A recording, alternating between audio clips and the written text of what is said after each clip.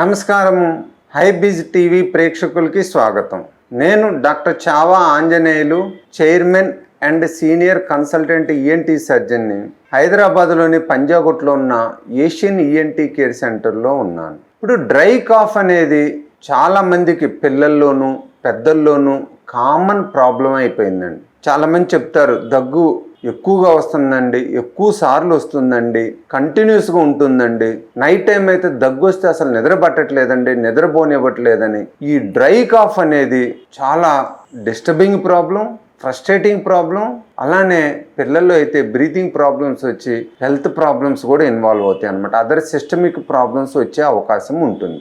Dry కాఫ్ను కనుక మనం జాగ్రత్తగా ఎవాల్యుయేట్ చేసుకొని దానికి గల కారణాలను చూసుకొని దానికి ట్రీట్మెంట్ ఇచ్చినట్లయితే చాలా మందిలో ఈ డ్రై కాఫ్ ప్రాబ్లం పోతుంది, మళ్ళీ రాకుండా కూడా ఉంటుంది అన్నమాట. మనం దీనికి మెయిన్ కారణాలు చూసినట్లయితే బేసిక్గా పిల్లల్లో చూసినట్లయితే చిన్నపిల్లల్లో ఎడినాయిడ్ హైపర్ట్రోఫీ అనేది చాలా కామన్ ప్రాబ్లం అయిపోయిందండి.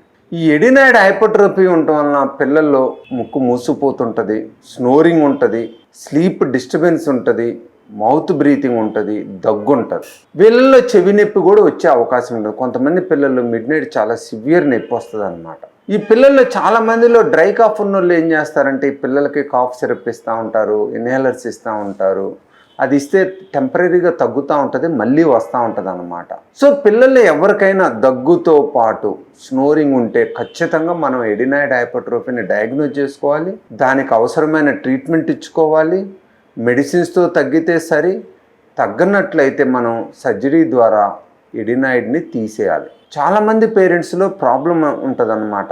వాళ్ళు ఆలోచిస్తూ ఉంటారు, ఏమంటే మా పిల్లలకున్న ప్రాబ్లమ్ని సర్జరీ చేయాలన్నా, ఇంత చిన్న వయసులో సర్జరీ చేయొచ్చా, సర్జరీ నుంచి ఏమైనా కాంప్లికేషన్స్ ఉంటాయా అని. ఇప్పుడు అవసరమైతే పిల్లల్లో 1.5 to 2 years కూడా ఎడినాయిడ్ హైపర్ట్రోఫీ నుంచి ప్రాబ్లం ఉంటే సర్జరీ చేయాలండి. ఎందుకంటే మనకి కంటిన్యూస్గా వాతావరణంలో వైరల్ ఇన్ఫెక్షన్ ఉండటం వలన, పొల్యూషన్ ఎక్కువ ఉండటం వలన, పిల్లలకి బయట వెంటిలేషన్కి ఎక్కువ ఎక్స్పోజ్ కాకపోవటం వలన, వీటన్నిటి వల్ల కూడా ఏమవుతుందంటే మనకు ముక్కులో ఉన్న ఈ పొల్యూటెంట్స్, వైరల్ పార్టికల్స్ పర్సిస్టెంట్గా ఎడినాయిడ్ హైపర్ట్రోఫీ ఉండేటట్టు చేస్తున్నాయి. ఓల్డెన్ డేస్లో ఈ ప్రాబ్లం అంత ఉండేది కాదండి. పిల్లలు ఎస్పెషల్లీ 3 years లోపల ఉన్న వాళ్ళు ఎడినాయిడ్ ప్రాబ్లం ఉండేది కాదు. ఎందుకంటే వాళ్ళకి చుట్టుపక్కల ఇళ్ళ దగ్గర పొల్యూషన్ తక్కువగా ఉండేది. వాళ్ళు మనం చూసినట్లయితే మన ఇంటి చుట్టుపక్కల చాలా పొల్యూషన్ ఉంటుంది. అది వెహికల్ పొల్యూషన్ కావచ్చు, ఇండస్ట్రియల్ పొల్యూషన్ కావచ్చు, లేదా మెయిన్ మోర్ ఇవాళ ఏంటంటే మన కాలనీలో కూడా కన్స్ట్రక్షన్ ఎక్కువ జరుగుతూ ఉంది. ఈ కన్స్ట్రక్షన్తో పాటు రకరకాల పెయింట్లు, కెమికల్స్ ఇవన్నీ యూజ్ చేస్తూ ఉన్నారు. అలానే వెహికల్స్ కూడా ఎక్కువ ఉండటం వలన carbon particles, carbon dioxide particles ఇవన్నీ కూడా మనకి వాతావరణంలో పొల్యూటెంట్స్ పెరిగిపోతున్నాయి అన్నమాట. సో పిల్లల్లో ఏమవుతుందంటే ఈ పొల్యూటెంట్స్ అనేవి ఎయిర్ ద్వారా ముక్కులోకి వెళ్ళిపోయి ఎడినాయిడ్ మీద ఇన్ఫ్లమేషన్ కలుగజేసి ఎడినాయిడ్ హైపర్ట్రోఫీ వచ్చేటట్టు చేస్తున్నాయి. పిల్లలు చాలా ఇబ్బంది పడుతున్నారు, కంటిన్యూస్గా జలుబుతో సఫర్ అవుతున్నారు. ఎవరికైతే పిల్లలు కంటిన్యూస్గా జలుబుతో సఫర్ అవుతూ ఉన్నారో, ఎడినాయిడ్ హైపర్ట్రోఫీ ఉంటుందో వాళ్ళకి సింపుల్గా ముక్కులో ఎండోస్కోపీ విధానం ద్వారా కోయాబులేటరీ ఎక్విప్మెంట్ వాడి ఆ ఎడినాయిడ్ని తీసినట్లయితే వాళ్ళ బ్రీతింగ్ ప్రాబ్లం చాలా ఇంప్రూవ్ అయిపోతుంది, రికరెంట్ కోల్డ్ అటాక్స్ తగ్గిపోతాయి, స్లీప్ డిస్టర్బెన్స్ ఉండదు, వాళ్ళు చాలా హెల్తీగా గ్రో అవుతారనమాట. సో పేరెంట్స్ ఎవరైనా వాళ్ళ పిల్లలకి ఎడినాయిడ్ హైపర్ట్రోఫీ ప్రాబ్లం ఉన్నట్లయితే దానికి సర్జరీ చేసుకోవటానికి మీరు ఎలాంటి ఆలోచన తీసుకోవద్దు. రియల్గా ప్రాబ్లం ఉన్నట్లయితే మనం సర్జరీ చేస్తే పిల్లల్లో ఎదుగుదల బాగుంటుంది, తెలివితేటలు బాగుంటాయి, వాళ్ళకి స్లీప్ బాగుండటం వలన డే టైం చాలా యాక్టివ్గా ఉంటారనమాట. అలానే ఈ అబ్స్ట్రక్టివ్ స్లీప్ యాప్నే ఉండటం వలన ఒబేసిటీ ప్రాబ్లమ్స్ కూడా వచ్చే అవకాశం ఉంటుంది. ఆ ఒబేసిటీ ఇష్యూస్ని కూడా మనం చాలా వాటికి నయం చేయొచ్చు. సో పిల్లల్లో దగ్గుతో పాటు స్నోరింగ్ ప్రాబ్లం ఉన్నట్లయితే మనం దాన్ని ఈజీగా ఎడినాయిడ్ సర్జరీ చేసి నయం చేయొచ్చు. వీడని జలుబు, దగ్గు, విపరీతమైన తుమ్ముల నుంచి వేధించే సైనసైటిస్ దాకా, చెవిలో గుబిలి, హోరు, చీము కారడం నుంచి తల తిరగడం దాకా, గొంతు నొప్పి, వాపు నుంచి చేపముళ్ళు, ఎముకలు, కాయిన్స్ ఇరుక్కుపోవడం దాకా, వినికిడి లోపాల నుంచి మాట రాకపోవడం దాకా, చెవి, ముక్కు, గొంతులో వచ్చే ఎలాంటి సమస్యకైనా ఖచ్చితమైన పరిష్కారాన్ని అందించే ఒకే ఒక చిరునామా Asian ENT care centre and laser treatment centre, Erramanzil, Hyderabad. Sinusitis, adenoids, tonsils, thyroid ఇబ్బందులు, నాలుక అతుక్కుపోవడం, ముక్కుదూలం వంకర, ఇలా సమస్య ఏదైనా కానివ్వండి, అత్యాధునిక పద్ధతుల ద్వారా పరిష్కారం లభిస్తుంది. ఇక మాటలు రాని పిల్లలకు స్పీచ్ థెరపీ ద్వారా, వినికిడి సమస్య ఉన్నవారికి హియరింగ్ ఎయిడ్స్ ద్వారా అతి తక్కువ ధరకే సామాన్యుడికి అందుబాటులో ఉండే విధంగా అనుభవజ్ఞులైన డాక్టర్ల చేత డే కేర్ ప్రొసీజర్స్ చికిత్సలను అందిస్తూ 100కు 100% సక్సెస్ రేట్ కలిగిన ఏకైక hospital Asian ENT care centre and laser treatment centre, Erramanzil, Hyderabad. పెద్దవారిలో చూసినట్లయితే సాధారణంగా ఈ డ్రై కాఫ్ అనేది పొల్యూటెంట్స్ నుంచి వస్తుంది, అలానే వైరల్ ఇన్ఫెక్షన్ నుంచి వస్తుంది. మోర్ ఇంపార్టెంట్ ఏంటంటే ఇవాళ గ్యాస్ట్రోఈసోఫేజియల్ రిఫ్లెక్స్ డిసీజ్ చాలా ఎక్కువ ఉందండి. అంటే మనకు పొట్టలో ఉన్న యాసిడ్ అనేది గొంతులోకి వచ్చి అక్కడ ఇరిటేట్ చేసి ఇన్ఫ్లమేషన్ కలుగ చేసి మనకి దగ్గు వచ్చేటట్టు చేస్తుంది అనమాట. ఎస్పెషలీ చాలామందికి midnight early morning cough ఉంటుంది అంటారు. అట్లనే ఎర్లీ మార్నింగ్ అవర్స్లో గొంతులో నొప్పి వస్తూ ఉంటుంది అంటారనమాట. దీన్ని సాధారణంగా గ్యాస్ట్రోఈసోఫేజియల్ రిఫ్లెక్స్ డిసీజ్ నుంచి వస్తుంది అనమాట. దీనికి మెయిన్గా మనం లైఫ్ స్టైల్ మంచిగా ఫాలో అవుతా, అంటే టయానికి అన్నం తింటా, స్ట్రెస్ లేకుండా చూసుకుంటా, స్పైసీ ఆయిల్ ఫుడ్ ఏదైతే మనకి స్టమక్ ఇరిటేషన్ కలుగ చేస్తో అవి లేకుండా చూసుకుంటా. కొంతమంది స్వీట్స్ తింటే వస్తుందంటారు, వాళ్ళు స్వీట్స్ని తగ్గించుకోవటం మంచిది. కొంతమందికి ఐస్ క్రీమ్ తింటే వస్తుందంటారు గొంతు నొప్పి, వాళ్ళు కూడా. ఇది ఏంటంటే బేసిక్గా లోకల్ ఇన్ఫ్లమేషన్ నుంచి వస్తుందన్నమాట. సో గ్యాస్ట్రోఈసోఫేజియల్ రిఫ్లెక్స్ డిసీజ్ ఉన్నోళ్ళు ప్రివెంటివ్ మెజర్స్ని ఫాలో అయ్యి ఆ రిఫ్లెక్స్ లేకుండా చూసుకున్నట్లయితే చాలామందిలో తగ్గిద్ది. అవసరమైతే కొన్ని రోజులు మెడిసిన్స్ వాడాలి. అయినా కూడా మీకు రిఫ్లెక్స్ డిసీజ్ ఎక్కువ ఉందనుకోండి, ఒక్కసారి గ్యాస్ట్రోఎంట్రాలజిస్ట్ ద్వారా అప్పర్ జిఎండోస్కోపీ చేయించుకొని, ఒక్కోసారి రేరుగా మనకి లోయర్ ఈసోఫేజియల్ స్ఫింక్టర్ రిలాక్సేషన్ ఎక్కువగా ఉండి కూడా వస్తుంటుంది. అలాంటప్పుడు దాన్ని చిన్న సర్జరీ చేసి, ఫండస్ అప్లికేషన్ సర్జరీస్ అంటారు, అలాంటివి చేసి మనం రిఫ్లెక్షన్ తగ్గించినట్లయితే గొంతులో నొప్పి కానీ డిస్కంఫర్ట్ కానీ దగ్గు కానీ తగ్గిపోతుంది అన్నమాట.